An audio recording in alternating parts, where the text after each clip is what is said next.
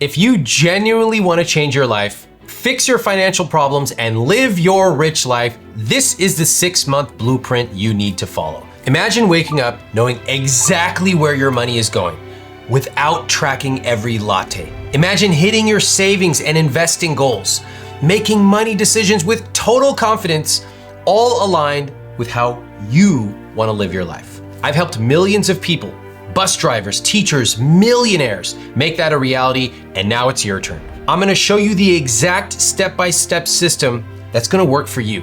And you can spread it out over 6 months or tackle it in 1 month for a fast start. Your pace, your choice. But listen closely. If you can't give me 10 minutes of your attention as I cover the first month of this plan, which has the most important action steps, I'm gonna struggle to help you. So let's get to work. Month 1, build the foundation of your rich life. Month 1 is all about defining your rich life and creating a clear plan to make that a reality. If you don't get this right, your whole 6-month plan will fall apart because it's not customized for your needs. Define your rich life. A rich life isn't really about money.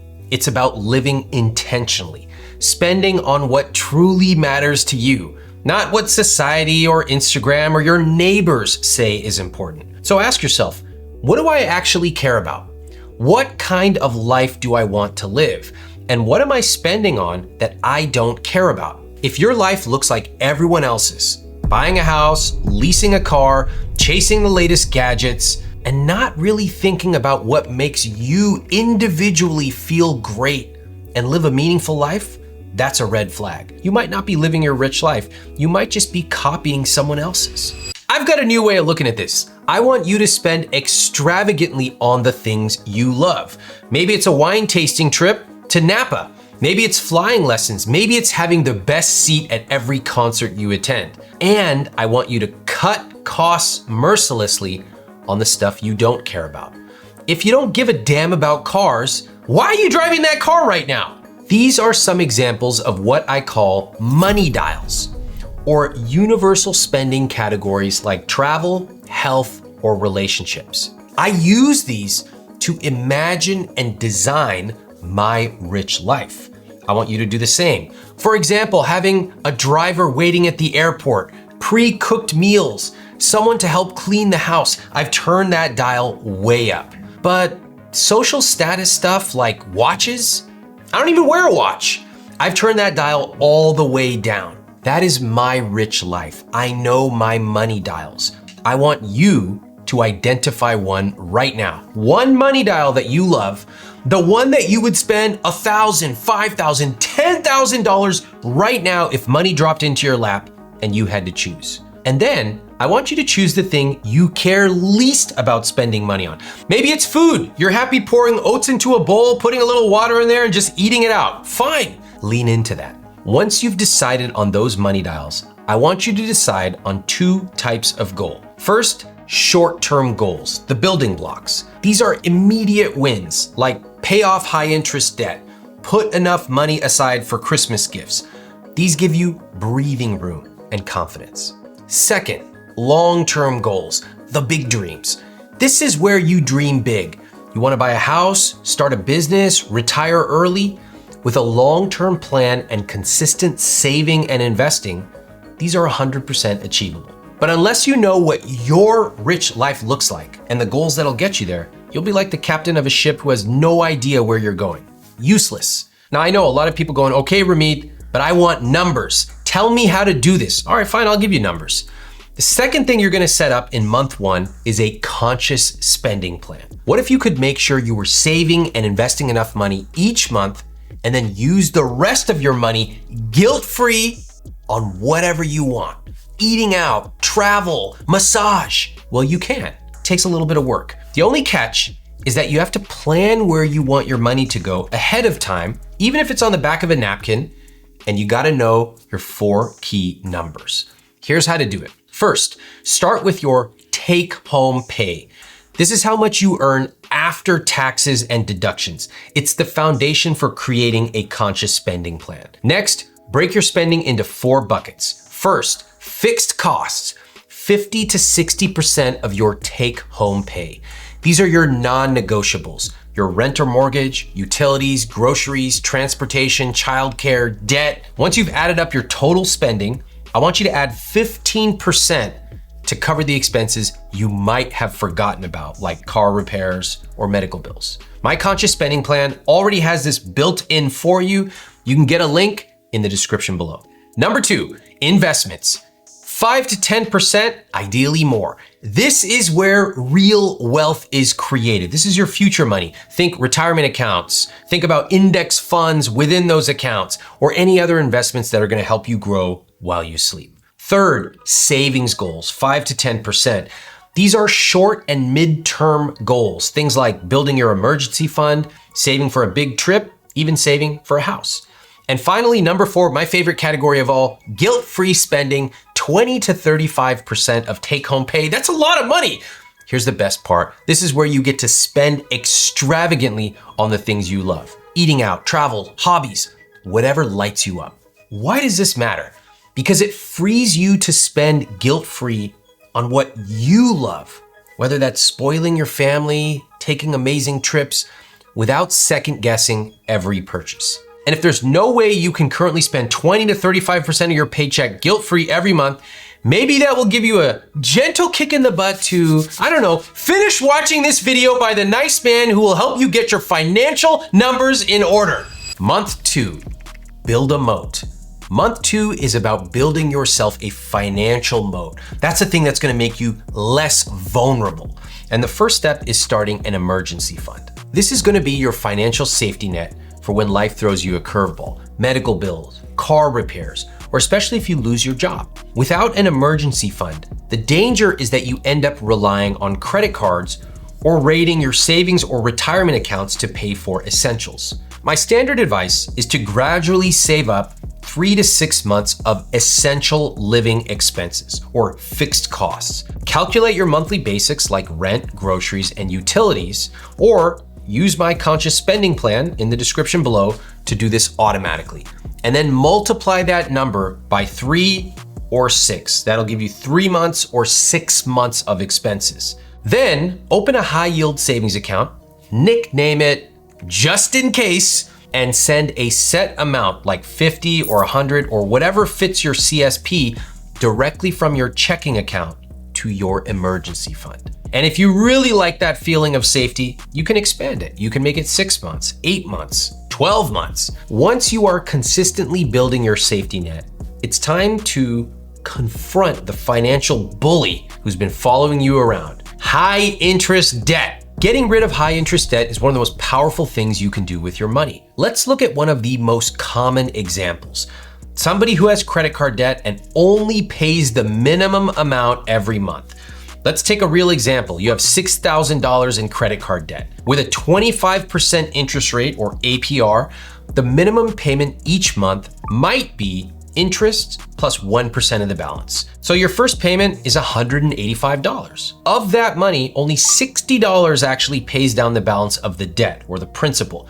The other $125 is just paying interest. Now listen closely. If you keep paying the minimum, it would take you over 25 years to pay off your debt, and you would pay almost $12,000 in interest. This is the equivalent of a little boy letting his school bully take his lunch money on the first day of school, then coming back with his pockets jingling every single day for the next 30 years.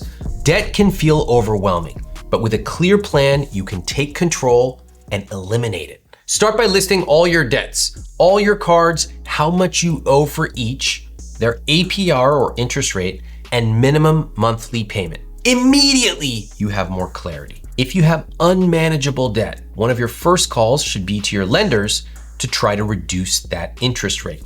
Yes, sometimes they will actually drop your interest rate. The worst they can say is no, and if they say yes, you're already one step ahead. List how much money you can put aside each month to crush this debt. Now remember, the only way you'll actually know this is if you download the conscious spending plan from the description and plug your numbers in. It will become immediately apparent how much you can use to pay off your debt. Maybe it's $100 a month, maybe it's $500 a month. That's a start. Assuming you want to pay the least possible amount of interest on your debts and you want to get rid of this debt fast, here's what you're gonna do. Keep paying the monthly minimum on all your cards. Maybe that uses $400 of your $500 amount. Next, use the remaining $100 to pay off your highest interest debt. That way you are plugging the biggest hole in your boat.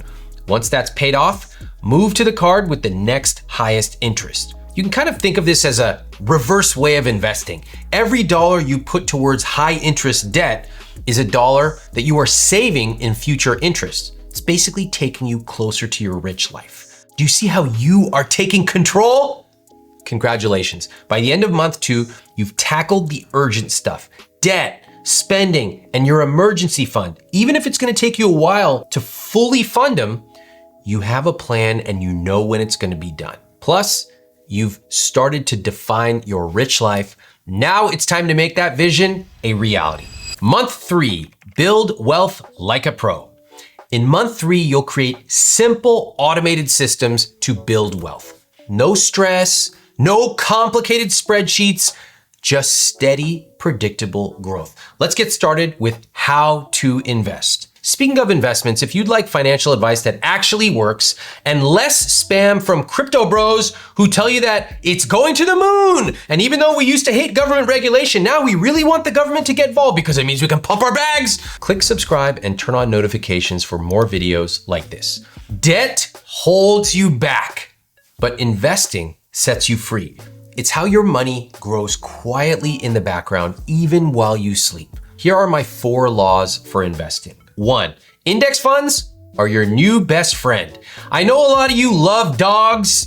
Some of you love your spouse. Try starting to fall in love with low-cost index funds. These are collections of hundreds of stocks that mirror the performance of the overall market. And historically, for the last 100 years, the market has gone up. It goes up and down, but over time, it has gone up, averaging about 7% after adjusting for inflation. 7% per year on average is a lot of money.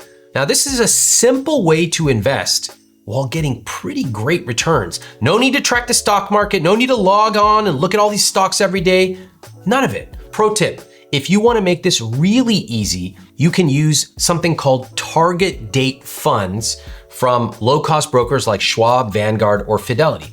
You simply pick the year you want to retire, and then you look for the fund with that name, and the fund does all the work for you, like Vanguard 2060. It automatically diversifies and rebalances as you go along so that your investments get less risky the older you get. 2, time in the market beats timing the market.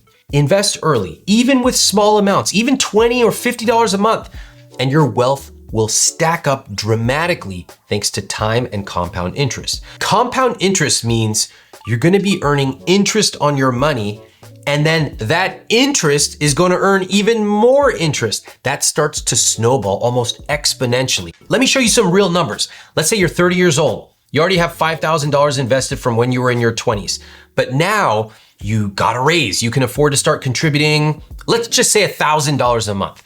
After 35 years, when you're 65 years old, you'd have invested a total of $425,000. But thanks to compound interest, you would have $1.76 million in the bank.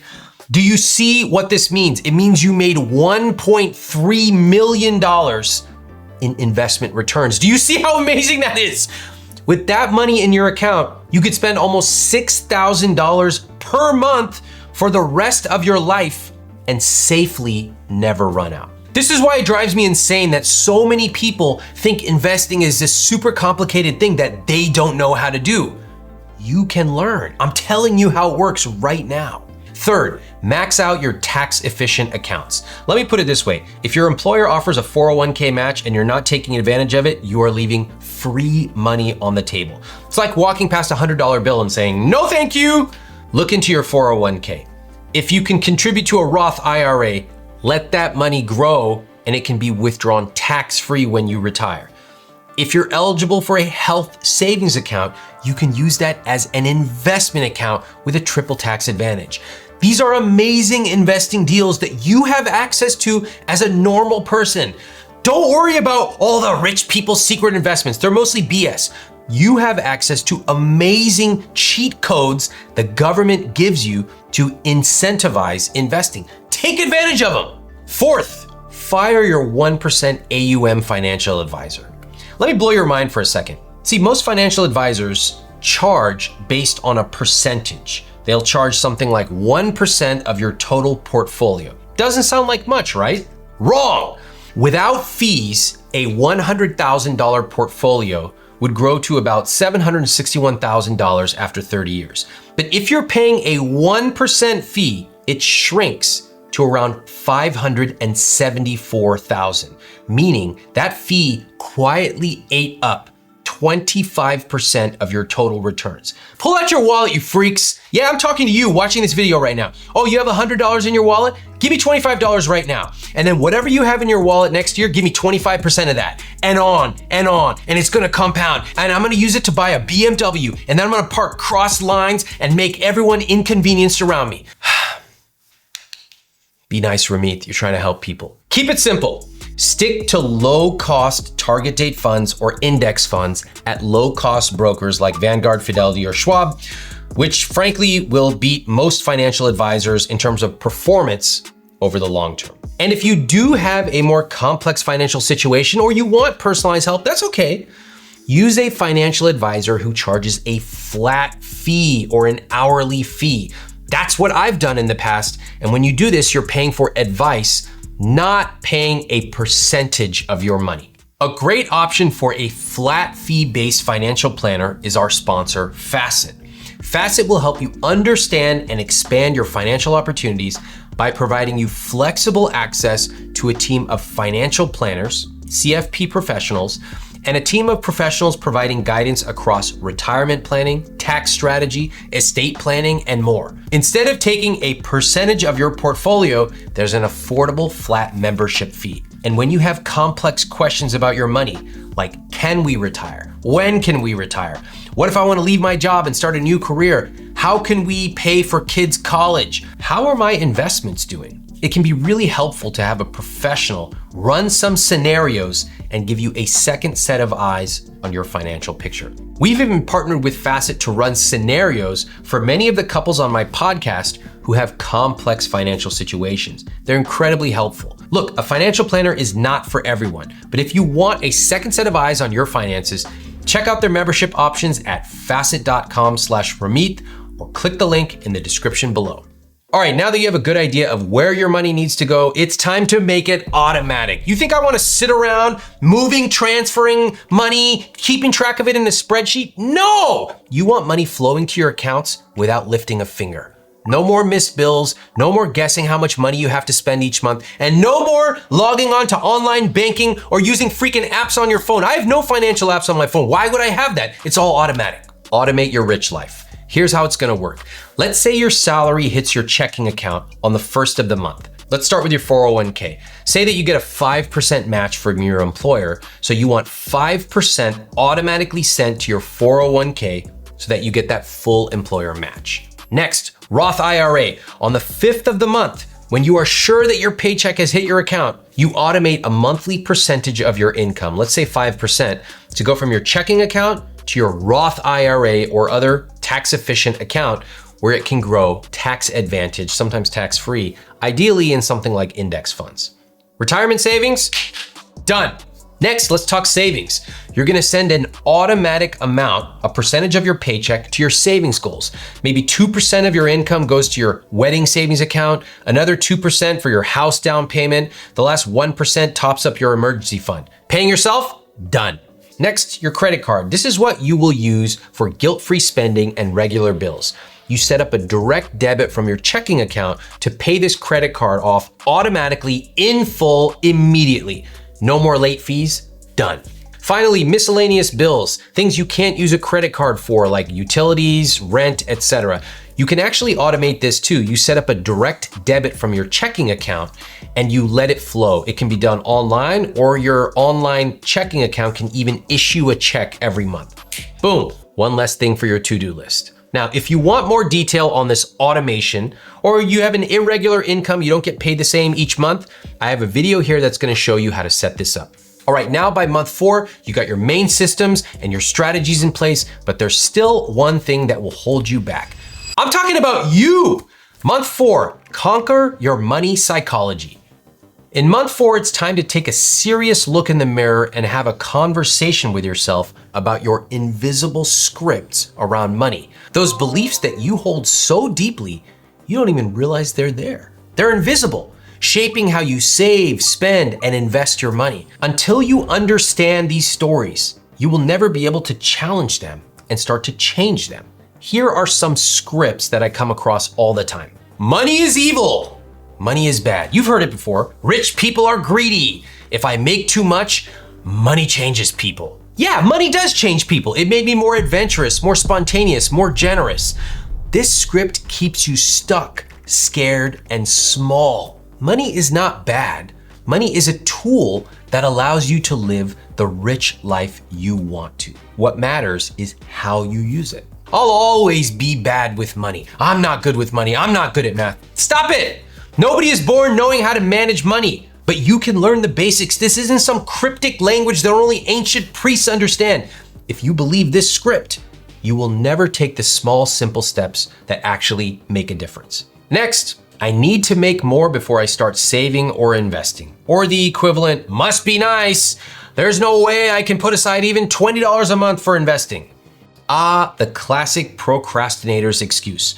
If you are waiting for the perfect salary or some magical future moment, you're gonna be waiting forever. Give me your spending. I guarantee I can find $50 a month immediately of money that is being wasted that could be redirected to something more aligned with your rich life. I know I can do it. What I want is for you to know you can do it. I deserve to treat myself. Or you only live once. You can't take it to the grave. Listen, if you want nice things, great. I like nice things. But you can't use these pithy little phrases to justify overspending on random things. That is how you stay broke while convincing yourself it's all about self-care. So I want you to take 10 minutes and write down everything that comes to mind when you think about money. No filters, no judgment. Just focus on your internal money dialogue. Things like, I'm never gonna have enough money. I came from poverty, I'm gonna die in poverty. Or I can't learn this stuff. Then ask yourself, are these beliefs helping you or holding you back? If they're holding you back, I want you to make a decision that you are going to consciously change them. Now, you know another thing that most people never do? Talk to their partners about money until there's a disaster. Why are we like this? Why do we only talk about money when something goes wrong? Let's fix it. If you don't have a partner, go ahead and skip to month 5. Have a money date. This month, I want you to sit down with your significant other and have a 30-minute money date. No stress, no spreadsheets. You don't even have to talk about numbers. Just an open conversation about money, how you feel, what you want, what's holding you back. Here's the agenda for your money meeting. Number 1, start positive. It's gonna take like 5 minutes. Pick a calm, quiet time. Start with a compliment. You are so great at finding travel deals. Thank you. It always makes our trips amazing. Number 2, discuss your rich life. This is like 10 minutes. Ask them, what does a rich life mean to you? If we could spend more on something we love, what would it be? Start from a place of possibility. Number 3, unpack your money scripts. This should take about 5 minutes. Ask them, what'd you learn about money growing up? How do you think that affects you now? See, just like you need to know your own invisible scripts, you also want your partner to explore theirs. And number 4, review the numbers. 5 minutes. I'm talking about sharing the basics of what you've learned over the last 3 months. Income, savings, big expenses. Remember, this is 5 minutes. We're not pulling out a spreadsheet. Even me, an optimizer who freaking loves them. I have to tell myself, don't do it, Ramit. Don't pull that spreadsheet out with 45 tabs that looks incredibly beautiful. Don't do it. You just want to build awareness and connection. And number 5, end on action. 5 minutes. Celebrate a win and pick one small step. Hey, let's set up a travel fund this month so that next year we can take that trip. Or when should we talk next? How about 2 weeks from now? This keeps the momentum going and you're both gonna look forward to talking about money next time. Try it. Your relationship and finances will be stronger if you do. If you wanna go in depth on this, get my new book, Money for Couples, where I lay out a 10-step system to help you create a rich life with your partner. All right, you have your money systems in place, you're getting a grip on your money psychology. Now we need to address the elephant in the room, month 5. Negotiate everything. Ramit, I want to fix my finances. Can I just make more money? Yes, you can make more. The problem is too many people focus on making extra money instead of fixing holes in their leaky bucket. So they have debt, they have no investments, they have poor spending habits that aren't actually aligned with anything they care about. But you are in month 5. You've already fixed your leaky bucket. You know exactly what you would do with a cash injection. So let's start with the most common way of increasing your income, negotiating a salary raise. Now, a $10,000 raise can compound into hundreds of thousands of dollars over the course of your lifetime. Too many people, though, settle for less than their market value because they are afraid of the conversation. They don't know how to approach it. I'm gonna show you how. Here's how to do it. Step 1, prepare your case. Track specific examples of how you've added value, hit goals, or saved the company money. Step 2, research your worth. I want you to use websites like Glassdoor, Payscale, Salary.com to find the market rates for your role and your experience. Step 3, practice the conversation. You can use this script. I've been reflecting on my performance of the last year, and I've consistently delivered X specific results. Based on my contributions and market data, I'd like to discuss adjusting my compensation to target number. How can we make this happen? Step 4, don't simply accept the first offer. Generally speaking, you may not get an instant cash infusion. If they push back, that's okay.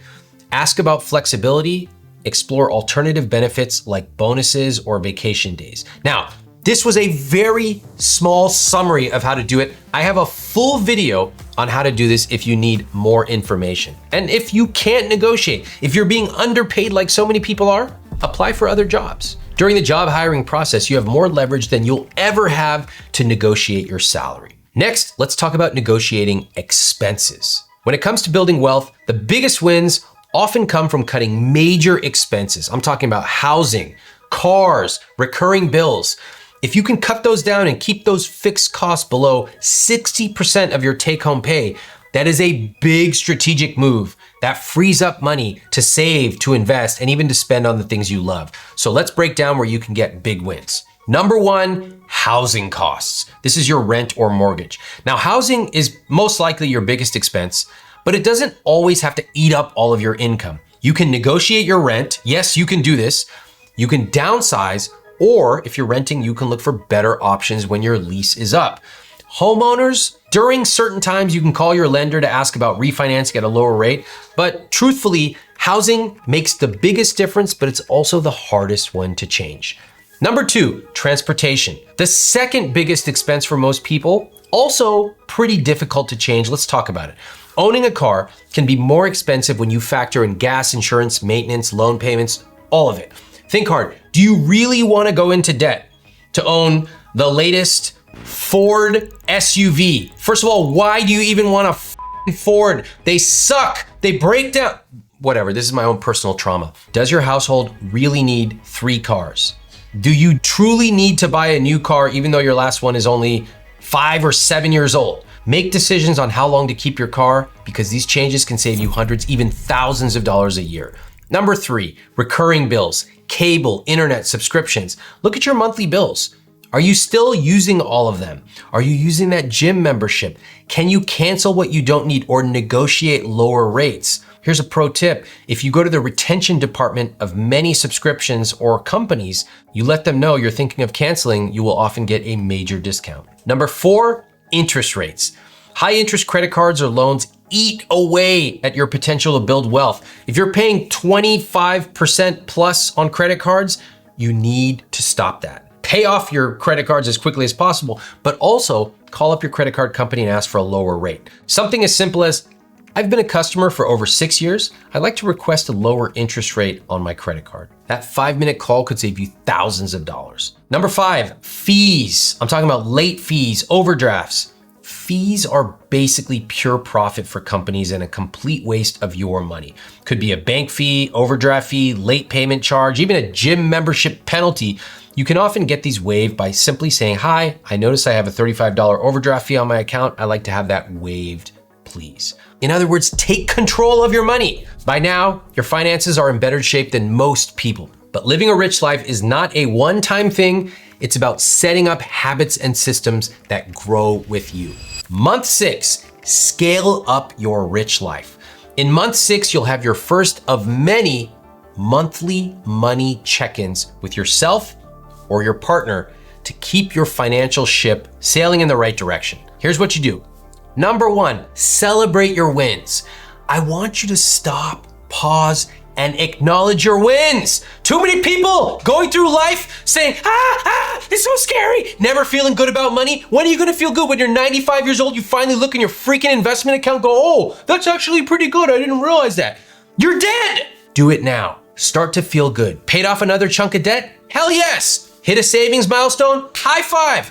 Celebrate, solo or with a partner. You took control, you made changes, and it's paying it off. You deserve to appreciate yourself for that. Next, review your numbers. Look at the key numbers: income, expenses, investments, debt. Notice what's changed and compare them with your conscious spending plan.